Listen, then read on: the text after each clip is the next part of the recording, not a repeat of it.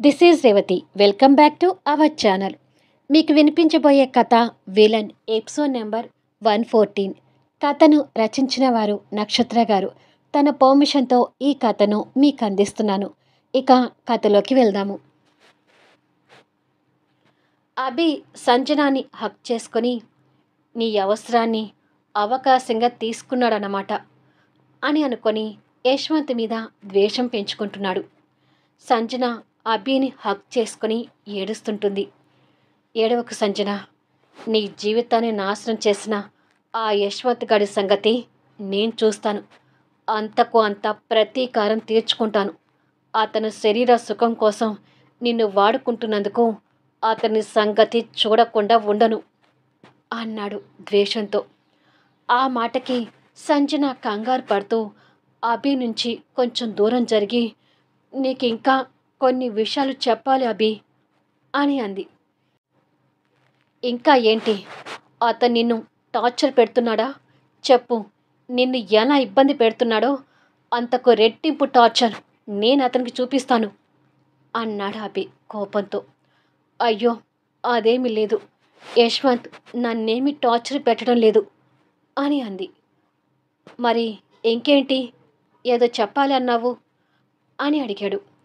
అది అభి అంటూ అభికి చెప్పడానికి ఇబ్బంది పడుతుంటుంది.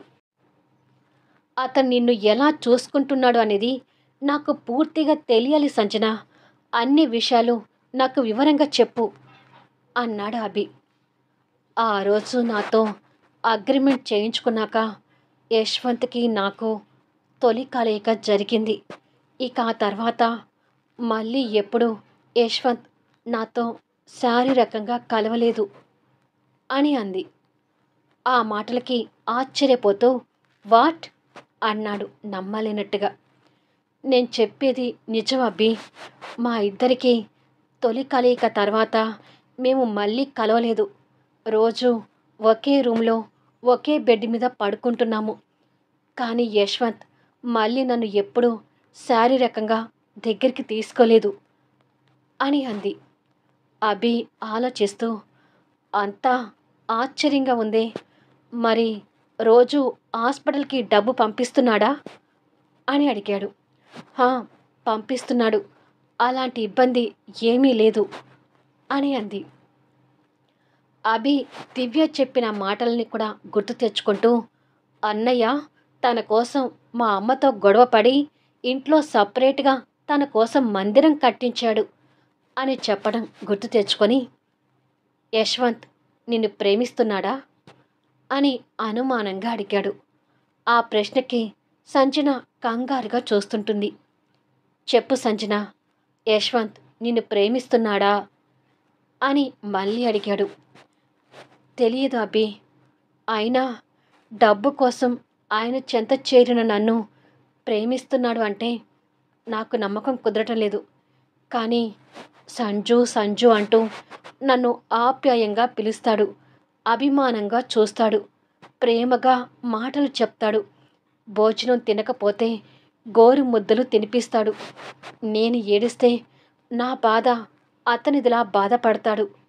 కానీ ఈ ఆప్యాయత, అనురాగాలు, ప్రేమలు మా ఇద్దరి మధ్య తాత్కాలికమే గాని శాశ్వతం అయితే కాదు అంది సంజన కన్నీళ్ళు పెట్టుకుంటూనే.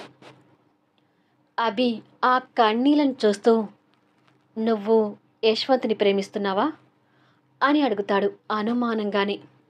ఆ ప్రశ్నకి సమాధానం లేక ఆశ్చర్యంగా చూస్తుంటుంది. చెప్పు సంజన, యశ్వంత్ సంగతి అలా ఉంచి నీ సంగతి చెప్పు. నువ్వు అతన్ని ప్రేమిస్తున్నావా అని అడిగాడు. దీనికి నా దగ్గర సమాధానం లేదు అభి. ఎందుకంటే నా పెళ్లి జీవితం మీద ఎన్నో ఆశలు పెట్టుకున్నాను. ఎన్నో కలలు కన్నాను. కానీ అవన్నీ నాశనం చేస్తూ యశ్వంత్ నా శరీరాన్ని పంచుకున్నాడు. అలాంటి యశ్వంత్ని నేను ప్రేమిస్తున్నాను అంటే నా ఆత్మ గౌరవాన్ని చంపుకున్నట్టే. అలాగని యశ్వంత్ మీద నీకు ప్రేమ లేదని అడిగితే నా దగ్గర దానికి కూడా కరెక్ట్గా సమాధానం లేదు. ఎందుకంటే యశ్వంత్ బాధపడితే నేను తట్టుకోలేను. యశ్వంత్ నాతో మాట్లాడకుండా ఉంటే అది అస్సలు భరించలేను. అతని మాటలు దూరమైతే నేను ఏడుస్తాను, పిచ్చిదాన్ని అవుతాను. దీనినే ప్రేమ అంటారు అంటే దానికి కూడా నా దగ్గర సమాధానం లేదు. టోటల్గా యశ్వంత్ మీద నేను పూర్తి కన్ఫ్యూజన్లో ఉన్నాను. అయినా చెప్పాను కదా, యశ్వంత్ మీద ఒకవేళ నాకు ప్రేమాభిమానాలు ఉన్నా అది కూడా తాత్కాలికమే, శాశ్వతం కాదు. మా నాన్న కోలుకుంటే నేను యశ్వంత్ జీవితం నుంచి ఖచ్చితంగా బయటికి వచ్చి తీరుతాను. నా అవసరమే కావచ్చు, అతనికి నా మీద ఉన్న కోరికే కావచ్చు. నా అందమైన జీవితాన్ని అతని చేత కాలరాయబడింది కాబట్టి అతనితో నేను లైఫ్ లాంగ్ కలిసి ఉండలేను. ఒకవేళ యశ్వంత్ మీద నాకు ప్రేమాభిమానాలు ఉన్నా, పీక లోతు అతన్ని ప్రేమిస్తున్నా, నాన్న కోలుకున్న రోజు అవన్నీ కష్టంగా తెంపుకొని ఆ బంధం నుంచి బయటికి వచ్చేస్తాను. ఇది ఖచ్చితంగా జరిగి తీరుతుంది. యశ్వంత్కి నాకు ఎప్పటికైనా ఎడబాటు తప్పదు. ఇక అతని మీద నాకుంది ప్రేమ అంటావో ఇంకేం అనుకుంటావో నీ ఇష్టం అభి. నా అభిప్రాయం అయితే ఇది అని అంది. అభి అన్ని విధాలుగా తన మాటలు విని కొన్ని క్షణాలు మౌనంగా ఉండిపోయి తిరిగి మాట్లాడుతూ, యశ్వంత్ క్యారెక్టర్ గురించి నాకు పూర్తిగా తెలుసు. అసలు యశ్వంత్ ఆ అమ్మాయిల మీద ఇంట్రెస్ట్ చూపించడం అంటే తెలీదు. అలాంటిది మరి నిన్నెందుకు అలా కావాలనుకున్నాడు? నీ జీవితాన్ని ఎందుకు అలా బలి చేశాడు అని అడిగాడు. ఆ విషయాలన్నీ నాకు తెలీదా అభి? ఆ క్షణం అతను నన్ను కోరుకున్నాడు, నేను అతని డబ్బు కోరుకున్నాను. ఇదే మా ఇద్దరి మధ్య జరిగిన కాంట్రాక్ట్.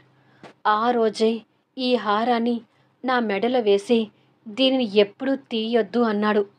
కానీ నేను అతని బంధం నుండి విడిపోయేటప్పుడు నేను ఈ హారాన్ని తీసే వెళ్ళిపోతాను అని అంది. అభి ఆ హారాన్ని చూసి తన మాటలు విని ఆలోచిస్తూ, సంజన కన్నా అందగత్తెలు చాలామంది యశ్వంత్కి లైన్ వేశారు. షీలా ఆ యశ్వంత్ అంటే పడి చచ్చిపోయేది. కానీ ఎవ్వరికీ లొంగని యశ్వంత్ ఏదో కావాలని సంజన జీవితాన్ని బలి తీసుకున్నట్టుగా ఉందేంటి? యశ్వంత్ సంజనని లొంగ తీసుకునే వెనక ఏదో బలమైన కారణం ఉందనిపిస్తుంది. అది ఏమై ఉంటుంది అని మనసులో అనుకుంటున్నాడు. సంజన కన్నీళ్ళు తుడుచుకుంటూ, ఇంకా ఏంటి అభి ఆలోచిస్తున్నావు అని అడిగింది. నిజం చెప్పు, నువ్వు యశ్వంత్ని ఇంతకు ముందు ఎప్పుడైనా చూసావా? అతనితో నీకేమైనా పరిచయం ఉందా? బాగా గుర్తు తెచ్చుకుని చెప్పు అని అడిగాడు అభి.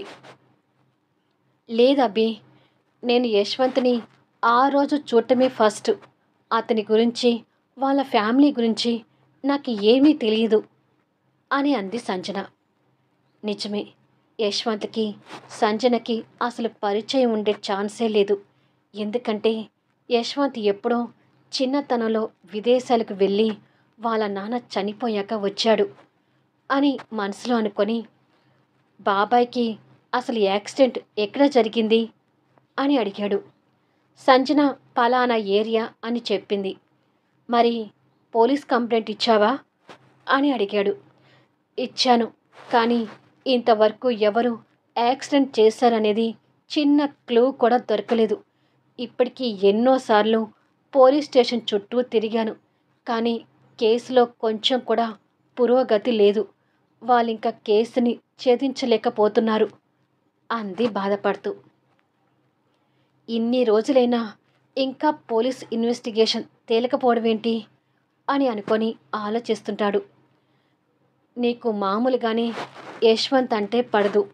ఇప్పుడు ఈ విషయం తెలుసుకొని నువ్వు యశ్వంత్ మీదకి గొడవకు వెళ్ళకు అభి, ప్లీజ్. నిజానికి యశ్వంత్ నన్నేమీ బలవంతంగా లోబర్చుకోలేదు. ఆ రోజు నా అవసరం నాతో అలా చేయించింది. ఇది దృష్టిలో పెట్టుకొని నువ్వు యశ్వంత్ మీద పగ ప్రతీకారం అంటూ వెళ్ళొద్దు అని అంది రిక్వెస్ట్గా.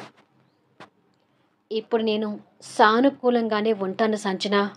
కానీ టైం వచ్చినప్పుడు నీ జీవితాన్ని నాశనం చేసిన ఆ దుర్మార్గుడి సంగతి చూడకుండా ఉండను అని మనసులో కోపంతో ద్వేషంగా అనుకొని, ఇప్పుడు నేను యశ్వంత్ మీదకి ఏమీ వెళ్ళనులే గాని నీకు ఒక్క ముఖ్యమైన విషయం చెప్తున్నాను విను.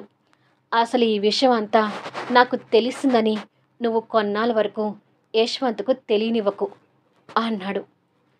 దేనికభి అని అడిగింది యశ్వంత్ దగ్గర నిజాలు దాచటం ఇష్టం లేక. చెప్పొద్దు అంటున్నాను కదా, నా మాట విను అన్నాడు. కానీ యశ్వంత్ దగ్గర దాయటానికి సంజనకి ఇబ్బందిగా అనిపిస్తుంటే, కొన్ని రోజుల వరకు జాగ్రత్త పడు, సమయం వచ్చినప్పుడు యశ్వంత్కి చెప్దు గాని అన్నాడు. సరే అభి, కాకపోతే యశ్వంత్ దగ్గర నేను నమ్మకాన్ని కోల్పోయినట్టు అవుతాను. ఇప్పుడు కాకపోయినా ఎంత త్వరగా వీలైతే అంత త్వరగా మా గురించి నీకు తెలిసిన విషయం యశ్వంత్కి తెలిస్తే మంచిది అని అంది. సరే, వీలైన రోజులు దాచిపెట్టడానికి చూడు. ఖచ్చితంగా చెప్పాల్సి వచ్చినప్పుడు నువ్వో నేనో ఎదుట పడదాము అని అన్నాడు. సరే అభి, కానీ నువ్వు ఎప్పుడు కూడా నా గురించి యశ్వంత్ మీద గొడవ పడకూడదు. ఎందుకంటే ఇక్కడ యశ్వంత్ కావాలని చేసింది ఏమీ లేదు. అతను నా శరీరాన్ని కోరుకున్నాడు, నేను అతని డబ్బు కోరుకున్నాను. ఇక్కడ ఎవరి స్వార్థం వాళ్ళది ఉంది అంది సంజన. అభి సంజనని బాధగా చూస్తూ మనసులో మాట్లాడుకుంటూ, పిచ్చి సంజన, నువ్వింత అమాయకురాలివి కాబట్టే యశ్వంత్ నీ జీవితంతో ఆడుకున్నాడు.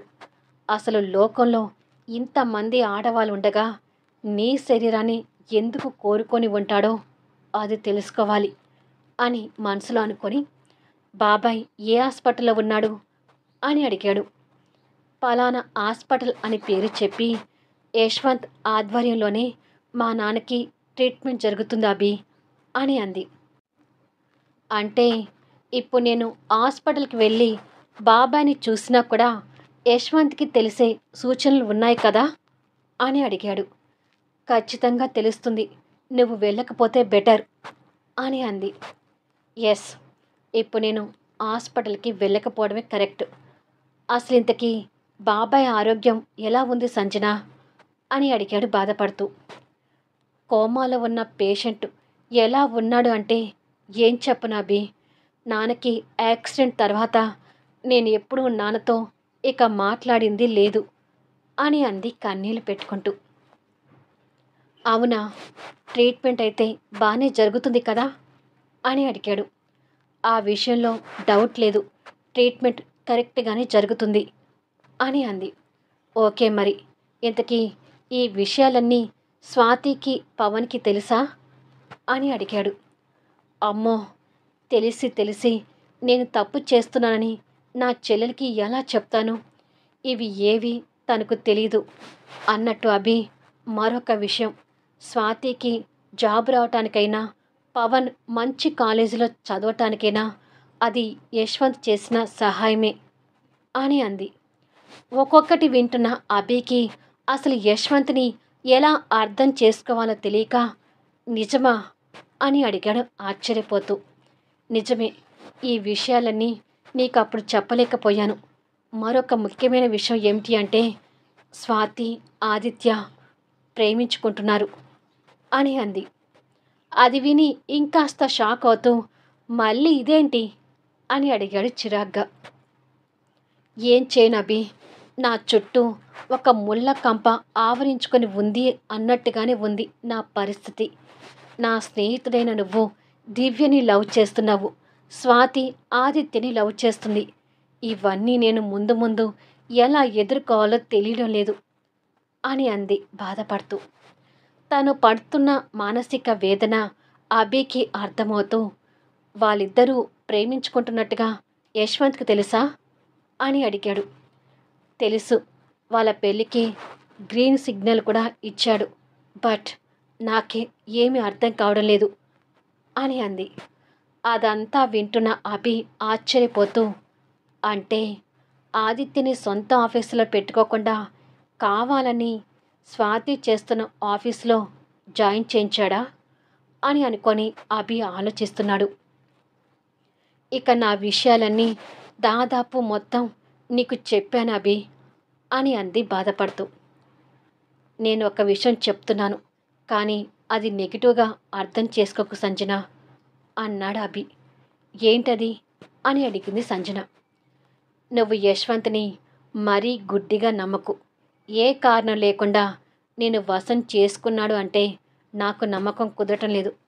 నిన్ను వశం చేసుకునే వెనక ఏదో బలమైన కారణం ఉందని నాకు అనిపిస్తుంది.